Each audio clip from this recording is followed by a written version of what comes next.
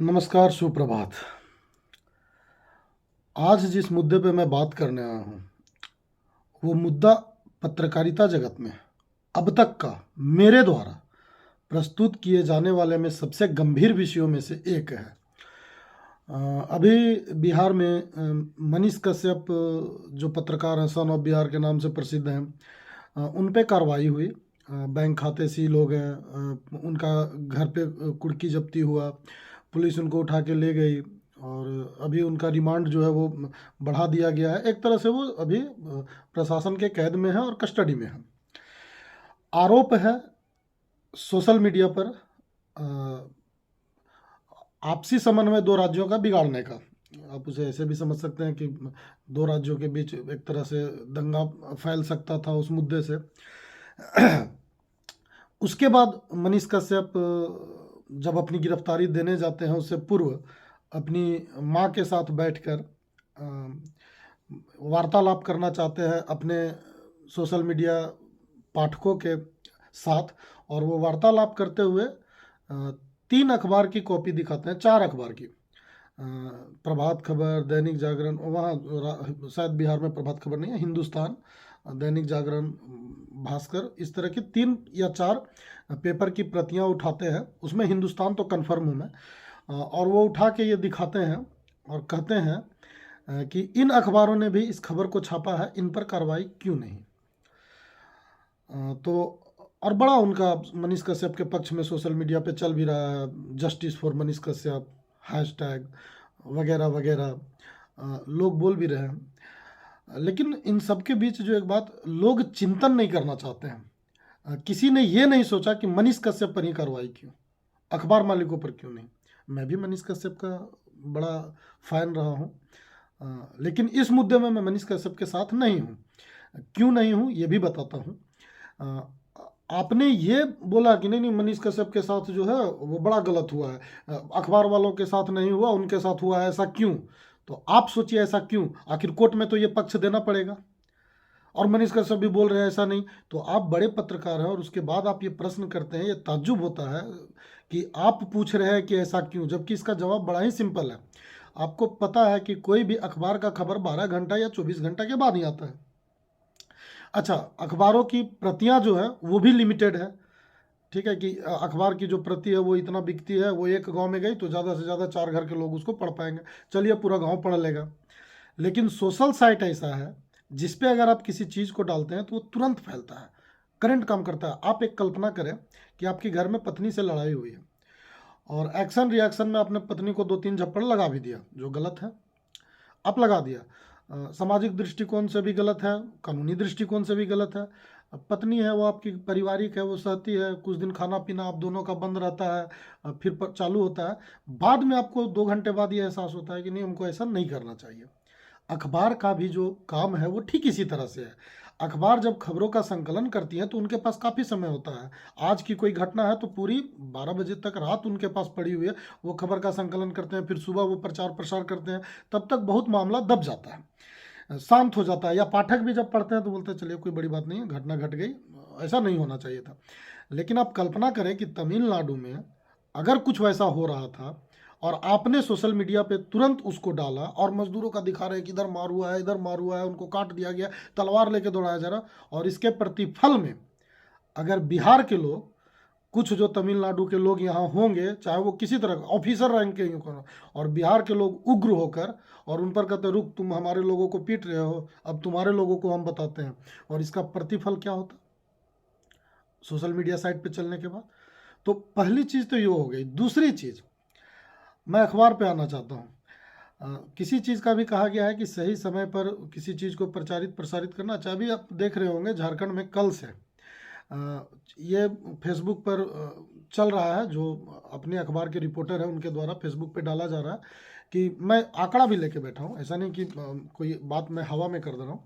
अभी कल चला कि झारखंड में सबसे चहेता अखबार जो है वो प्रभात खबर है, और उसने उसके नीचे प्रभात खबर जो प्रतिदिन छपता है जितनी प्रति, उसका संख्या बतलाया 2,72,426।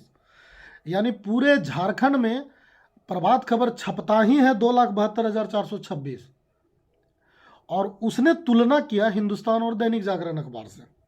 और बताया कि हिंदुस्तान और दैनिक जागरण दोनों मिला के पूरे झारखंड में छपता है 2,62,755, यानी कि प्रभात खबर से भी कम है दोनों अखबारों की प्रति जो छपती है।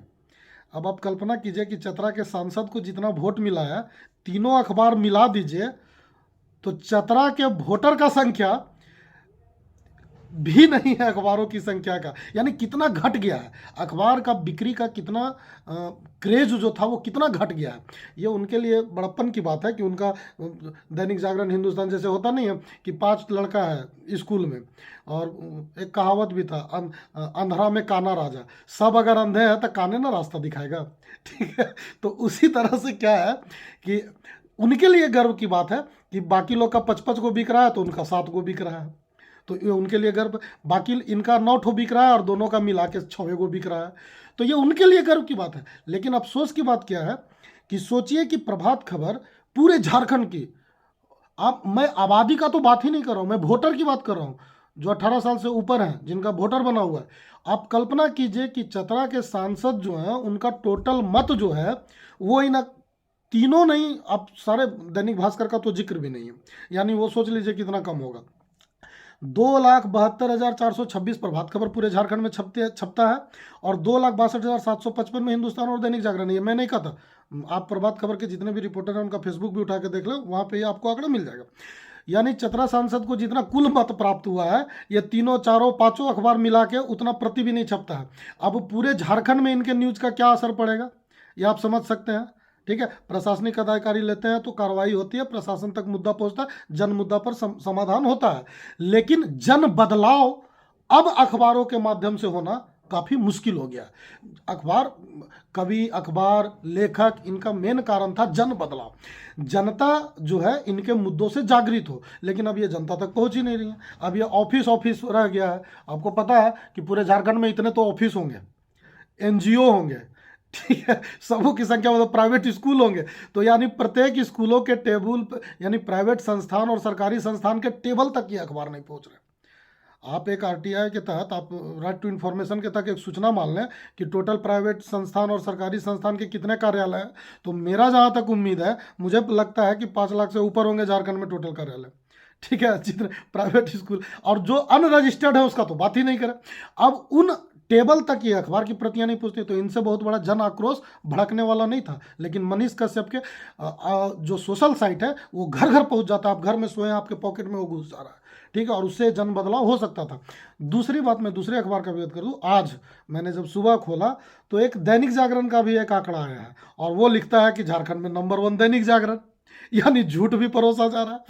अब लेकिन उसमें एक बात यह है, दैनिक जागरण ये लिख रहा है कि झारखंड में दैनिक जागरण का सबसे अधिक बढ़ता विश्वास है, यानी अब वो सबसे अधिक विश्वास किया जा रहा है, और वो लिखता है, वो अपनी संख्या नहीं जाहिर करता है, ठीक है, कि मैं कितना बिक रहा हूं, वो ये जाहिर करता है कि झारखंड में 5% जो है दैनिक जागरण के पाठकों की संख्या इस वर्ष बढ़ी है 2022-23 में, और हिंदुस्तान का -7% घटा है, और प्रभात खबर का -2% घटा है। और फिर वो 3 जिले का जिक्र करता है, रांची, जमशेदपुर, धनबाद, और लिखता है कि रांची में प्रभात खबर पाठकों की संख्या में -2% की घटोतरी हुई है, जमशेदपुर में -1% की घटोतरी हुई है, धनबाद में 3% घटा है। और अपने बारे में लिखता है दैनिक जागरण कि रांची में 5% उनका पाठक का संख्या बढ़ा है, जमशेदपुर में 7% उनका पाठक का संख्या बढ़ा है, धनबाद में 4% उनके पाठक की संख्या बढ़ा है।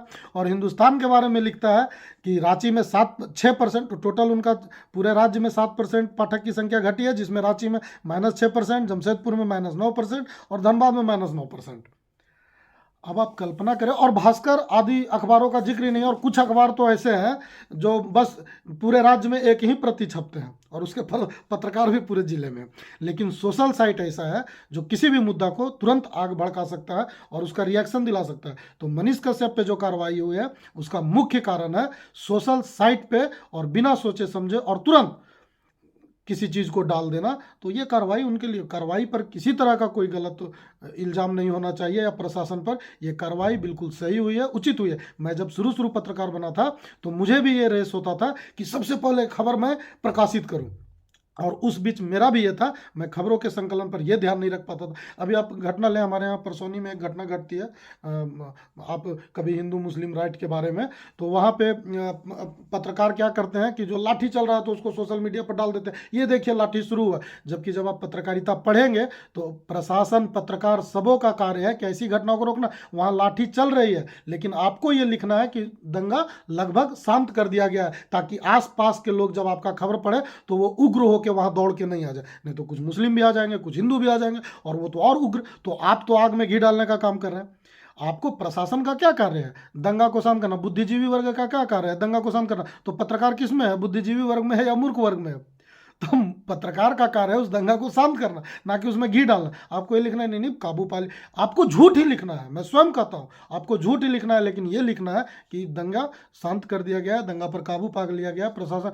लेकिन क्या है, आपको खबर तेज गति से प्रसारित करनी है, तो लाठी चल रहा है, आप वीडियो ले लिया और ये देखिए लाठी चालू है। तो आप क्या करते हैं? भड़काने के लिए आसपास के लोगों को लाठी दिखा रहे हैं, ताकि वो भी दौड़ के आ जाए और वहाँ लाठी चालू कर दे। तो इन चीज़ों से बचे। और मनीष कश्यप पर जो कार्रवाई हुई है उसका मैं सरकार के समर्थन में हूँ, और ये होना चाहिए, और ऐसे सभी लोगों पर होना चाहिए। धन्यवाद।